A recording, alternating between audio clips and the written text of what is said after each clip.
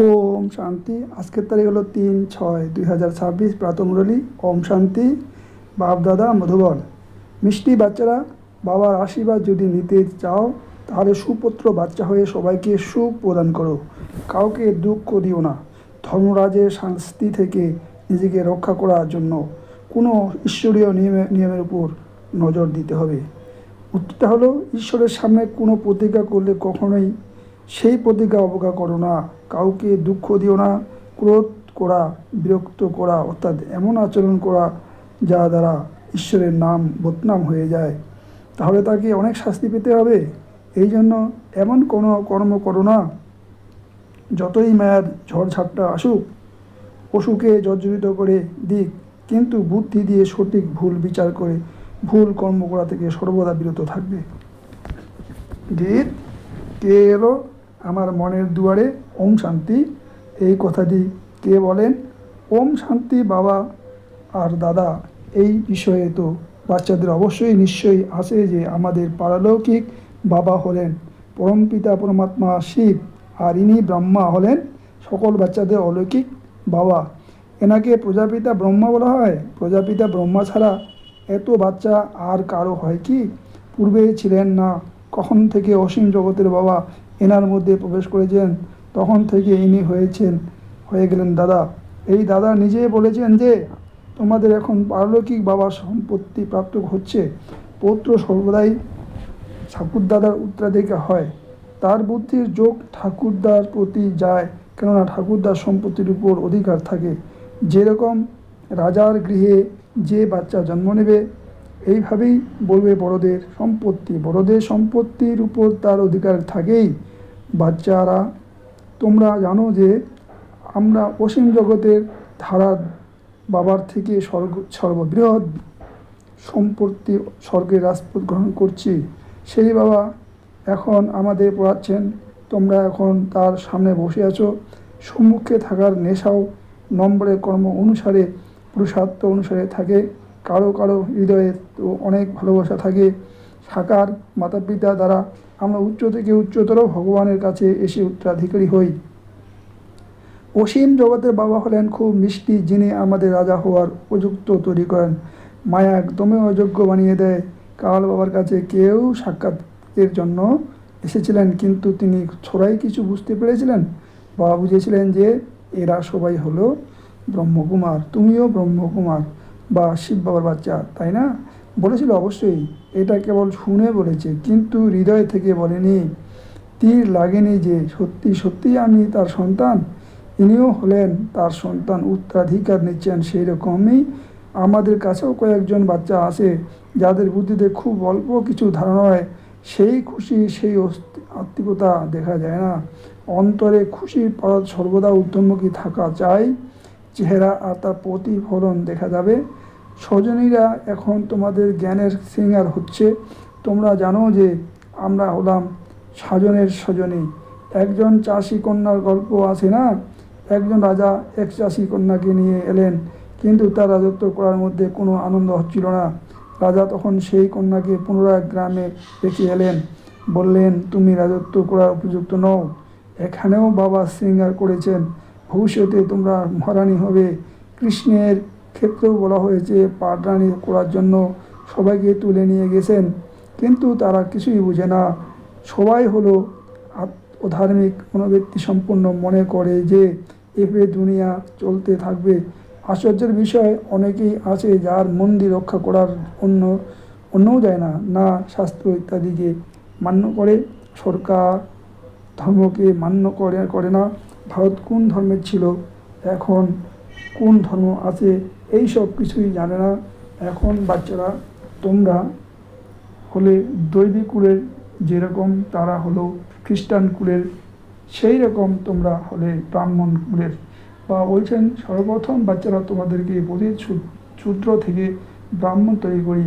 পবিত্র হতে হতে পুনরায় 21 জন্মের জন্য তোমরা দৈবী সম্প্রদায়ের হয়ে যাবে। দৈবী ক্রোড়ের চলে যাবে।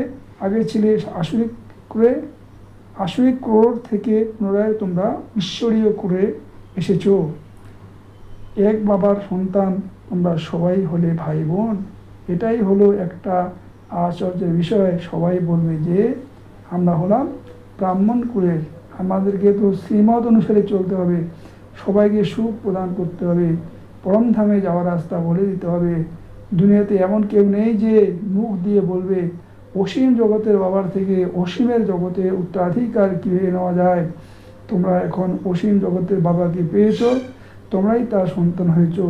বুদ্ধির দ্বারা জানো যে কল্প পূর্বে যারা যারা বাবার থেকে উত্তরাধিকার গ্রহণ করেছিল তারাই এসে পুনরায় গ্রহণ করবে। অল্প কিছু যদি বুদ্ধিতে থাকে তাহলে কখনো না কখনো এসে পৌঁছাবে, আসবে তো কিছু না কিছু নেওয়ার জন্য। তোমাদের মধ্যেও নম্বরের মানুষ আরে জানে আজ পবিত্র হওয়ার জন্য এসেছে, কাল পুনরায় পতিত হয়ে যাবে। কারো খারাপ সঙ্গে পড়ে ভুলে যায় যে বাবার হয়ে পুনরায় বাবার হাত ছেড়ে দিলে তো অন্তত পাপাত্মা হয়ে যায়। সেরকম কেউ কাউকে খুন করলে তো পাপ হয়ে যায়, সেই পাপও হলো অল্প। এখানে যারা বাবার হয়ে বাবাকে ত্যাগ করে চলে যায়, প্রতিজ্ঞা করে পুনরায় ভিখারি হয়ে যায়, তো অনেক পাপ হয়ে যায়। অজ্ঞানকালে এতটা মনে হয় না, যতটা জ্ঞানে এসে মনে হয়। অজ্ঞানকালে মানুষের মধ্যে তো ক্রোধ হওয়াটা সাধারণ ছিল। এখানে তোমরা কারো প্রতি যদি ক্রোধ করে থাকো তাহলে 100 গুণ দণ্ড হয়ে যাবে, অবস্থা একদমই নিচে নেমে যাবে। কেননা ঈশ্বরের নির্দেশে মান্য করে না, ধর্মরাজের নির্দেশ প্রাপ্ত হয়ে পবিত্র হতে হবে। তোমরা ঈশ্বরের হয়ে যদি এতটুকু তার নির্দেশে অবজ্ঞা করো তাহলে 100 গুণ দণ্ড ভোগ করতে হবে। রচয়িতা তো হলেন এক পিতা, ব্রাহ্মণ, ব্রহ্মা বিষ্ণু শঙ্কর তার রচনা, ধর্মরাজও হলেন তার রচনা। ধর্মরাজের রূপও বাবা সাক্ষাৎকার করান, পুনরায় সেই সময় সিদ্ধ করে বলে দেয়, দেখো তোমরা প্রতিজ্ঞা করেছিলে আমি ক্রোধ করব না, কাউকে দুঃখ দেব না, তবু তোমরা এক দুঃখ দিয়েছো, বিরক্ত করছো, এখন শাস্তি ভোগ করো। সাক্ষাৎ ছাড়া শাস্তি প্রদান করেন না, প্রমাণ চাই, তাই না? তারা বলে মনে করে যে বরাবর আমি বাবাকে ত্যাগ করে এই কুকর্ম করেছি, বাবার বদনাম করলে অনেক জ্ঞানী আত্মারা অসুবিধায় পড়ে যাবে, অনেক অবলারা বন্ধনে আবদ্ধ হয়ে যায়, সমস্ত সাজা বদনাম করা সেই আত্মার উপর পড়ে যায়। এই জন্য বাবা বলেছেন যে বড় থেকে বড় পাপাত্তা দেখতে হলে তো এখানে দেখো ধোপার কাছে অনেক ময়লা পুরনো কাপড় যখন আসে তখন একটুখানি আছাড় মারলে ফেটে যায়, তো এখানে প্রহরণ সহ্য করতে না পেরে চলে যায়। ঈশ্বরের কোলে এসে ডাইরেক্টর তার অবজ্ঞা করলে তো শাস্তি পেতেই হবে। যে প্রধান ব্রাহ্মণই পার্টি দিয়ে আসেন তার উপর অনেক বড় দায়িত্ব থাকে। একজন যদি হাত ছেড়ে দেয়, বিক্রি হয়ে যায়, তাহলে তারপর যিনি নিয়ে এসেছিলেন তার উপরে পড়ে যায়। এরকম কাউকে ইন্দ্রসভাতে নিয়ে আসা উচিত নয়। নীলমপরি পক্রাশ্বরী পরীর কাহিনীও তো তোমরা জানো, তাই না? ইন্দ্রসভাতে কেউ লুকিয়ে নিয়ে এসেছিল, তখন ইন্দ্রসভাতে তার দুর্গন্ধ ভেসে এসেছিল, তাই যিনি নিয়ে এসেছিলেন তাকে দণ্ড দেওয়া হয়েছিল। এই রকম কিছু কাহিনী আছে, তারা পাথরে পরিণত হয়ে গিয়েছিল। বাবা পার্শ্বনাথ তৈরি করতে এসেছেন, পুনরায় যদি অবজ্ঞা করো তাহলে পাথর হয়ে যাবে, রাজা হওয়ার সৌভাগ্য হারিয়ে ফেলবে। মনে করো কেউ গরিব রাজার ক্রোড়ে আসতে চায়, যদি আরেক অযোগ্য হয়ে যায় আর রাজা বের করে দেয় তখন কী হবে? তারপর তো সেই কাঙ্গালি হয়ে থাকবে। এখানে এইরকমই পুনরায় অনেক দুঃখ অনুভব হবে। এই জন্য বাবা বলে দেন যে কখনো কখনো অবজ্ঞা করো না, বাবা হলেন সাধারণ, এই জন্য শিব বাবাকে ভুলে সাকারে বুদ্ধিতে এসে যায়। এখন বাচ্চারা তোমাদের শ্রীমত প্রাপ্ত হচ্ছে, যে খারাপ হয়ে যায় তারা ইন্দ্রসভাতে বসতে পারবে না। প্রত্যেক সেন্টার হলো ইন্দ্রপ্রস্থ, যেখানে জ্ঞানের বর্ষা আছে, হচ্ছে নীলমপরি বখরাজপুরীর নাম আছে তো, তাই না? নীলম রত্নকে বলা হয়, বাচ্চাদের উপর এই সব নাম রাখা যায়। কেউ তো খুবই ভালো, যেন রত্নসম, কোনো ফ্লু বা দাগ নেই। কিছু কিছু জড়তে অনেক দাগ আছে, কিছু কিছু আবার একদম খাঁটি হয়। এখানে নম্বর অনুসারে রত্ন আছে, কোনো কোনো রত্ন অনেক মূল্যবান হয়, খুব ভালো সেবা করে। কেউ তো আবার সার্ভিস পুরীতে ডিশ সার্ভিস করতে থাকে। গোলাপের ফুল আর আকাশের ফুলের মধ্যে অনেক পার্থক্য আছে, দুটো ফুলেই শিবকে অর্পণ করা হয়। এখন তোমরা জেনে গেছো যে আমাদের মধ্যে কে কে ফুলের মতো আছে, তাদেরই সবাই আহ্বান করে যে বাবা আমাদেরকে ভালো ভালো ফুল দাও। এখন ভালো ভালো ফুল কোথা থেকে নিয়ে আসবো? রতন জ্যোতি ফুল তো সাধারণ হয়ে থাকে, এটা হলো বাগান, তাই না? তোমরা হলে জ্ঞান গঙ্গা, বাবা তো হলেন সাগর, তাই না? এই গঙ্গা, এই ব্রহ্মা হলেন ব্রহ্মপুত্র, সব থেকে বড় নদী। কলকাতাতে ব্রহ্মপুত্র নদী অনেক বড় আছে, যেখানে সাগর নদীর অনেক বড় মেলা বসে। বরাবর জ্ঞান সাগর হলেন বাবা, তিনি হলেন চৈতন্য জ্ঞান সাগর। তোমরা হলে চৈতন্য জ্ঞান নদী, সেটা তো হলে জলের গঙ্গা। বাস্তব নদীগুলির নাম দেওয়া হয়, কিন্তু আসল সম্প্রদায় এটা ভুলে গেছে। হরিদ্বারে গঙ্গার তীরে চতুর্ভুজে চিত্র দেখানো হয়েছে, তাকে গঙ্গা বলা হয়, কিন্তু মানুষ কিছুই বুঝতে পারে না যে এই চতুর্ভুজকে বরাবর এই সময় তোমরা সদর্শন চক্রধারী তৈরি হও। তোমরা হলে সত্যিকারের জ্ঞান নদী, সেসব হলো জলের নদী, সেখানে গিয়ে স্নান করে কিছুই বুঝতে পারে না, মনে করে এরা সবাই হলো দেবী। মানুষ তো কখনো 4-8 বাহু বিশিষ্ট হয় না, অর্থ কিছুই বুঝতে পারে না। বাচ্চারা, তোমরা জানো যে বাবা আমাদেরকে কি তৈরি করেছেন? আমরা তো 100% অবুঝ ছিলাম। বাবার কোলে আসার পর আমরা স্বর্গের মালিক তৈরি হচ্ছি। যদিও এইখানে কেউ রাজা থাকুক বা স্বর্গের সুখ আর এখানকার সুখের মধ্যে রাত দিনের পার্থক্য আছে।